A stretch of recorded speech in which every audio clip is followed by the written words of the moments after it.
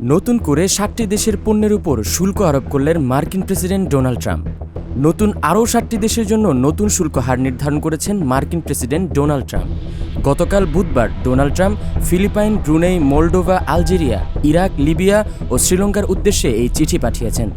গত সোমবার তিনি ১৪টি দেশকে চিঠি দেন, অর্থাৎ এই সপ্তাহের মধ্যে মোট ২১টি দেশের জন্য নতুন পাল্টা শুল্ক হার নির্ধারণ করলেন ডোনাল্ড ট্রাম্প।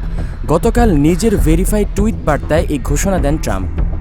সিএনবিসির সংবাদে বলা হয়েছে, ফিলিপাইনের পণ্যে ২০%, ব্রুনাইয়ের ২৫%, মলডোভার ২৫%, আলজেরিয়ার পণ্যে ৩০%, ইরাকের পণ্যে ৩০%, লিবিয়ার পণ্যে ৩০% ও শ্রীলঙ্কার পণ্যে ৩০% শুল্ক আরোপ করা হয়েছে। এখন পর্যন্ত যে ২১টি দেশের নতুন করে চিঠি দেওয়া হয়েছে তাদের শুল্ক হার ২০ থেকে ৪০% মধ্যে নির্ধারণ করা হয়েছে। এসব চিঠিতে বলা হয়, যুক্তরাষ্ট্র সম্ভবত এই নতুন শুল্ক হার পর্যালোচনা করতে পারে এবং তা নির্ভর করবে সেই দেশের সঙ্গে যুক্তরাষ্ট্রের সম্পর্কের উপর। সব চিঠিতেই বলা হয়েছে এই শুল্ক হার প্রয়োজনের তুলনায় কম, অর্থাৎ সংশ্লিষ্ট দেশের সঙ্গে যুক্তরাষ্ট্রের বাণিজ্য ঘাটতি দূর করতে যেই পরিমাণ শুল্ক প্রয়োজন তার চেয়ে কম।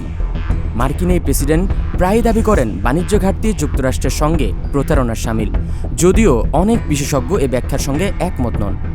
চিঠি পাওয়া অনেক দেশেই যুক্তরাষ্ট্রের তুলনায় অনেক ছোট দেশ। সব দেশের সঙ্গে যুক্তরাষ্ট্রের কিছু না কিছু বাণিজ্য ঘাটতি আছে, যদিও অনেক ক্ষেত্রেই সেই ঘাটতির পরিমাণ খুবই কম।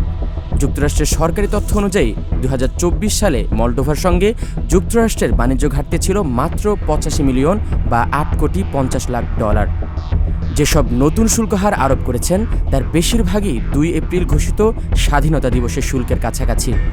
বেশিরভাগ ক্ষেত্রে এবার শুল্ক হার কমানো হয়েছে বলে দাবি ট্রাম্পের। Nabil Adnan, desk report, Haven news.